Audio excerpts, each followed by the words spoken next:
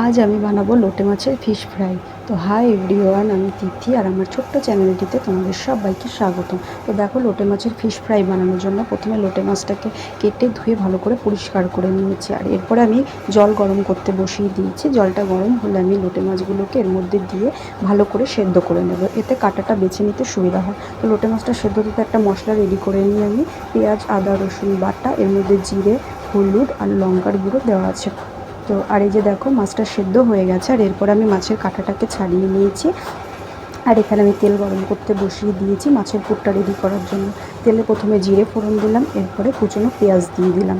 একটু ভালো করে নেড়ে চেড়ে ভেজে নেব পেঁয়াজটা, যতক্ষণ না ব্রাউন কালার হয়ে আসছে পেঁয়াজটা।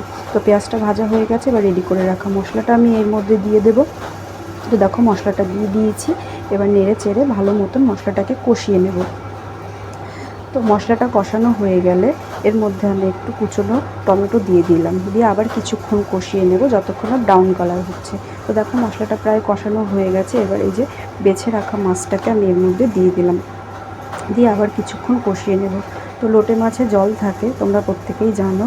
তো এই যে দেখো, মাছটা কষাতে কষাতে প্রায় অল্প হয়ে গেছিলো, আর এখান থেকে আমি কিছুটা তুলে রেখেছিলাম ভাত খাবারের জন্য। আর দেখো, এই যে মাছটা আমার হয়ে গেছে, এর মধ্যে আমি ম্যাশড করে রাখা সেদ্ধ আলুটাকে দিয়ে দিচ্ছি এই যে ফিশ ফ্রাই বানানোর জন্য।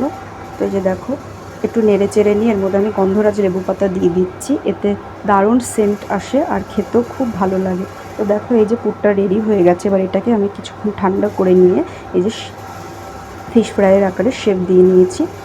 এই যে দেখো, তোমরা বলো কীরকম হয়েছে, কমেন্ট আমাকে জানিও।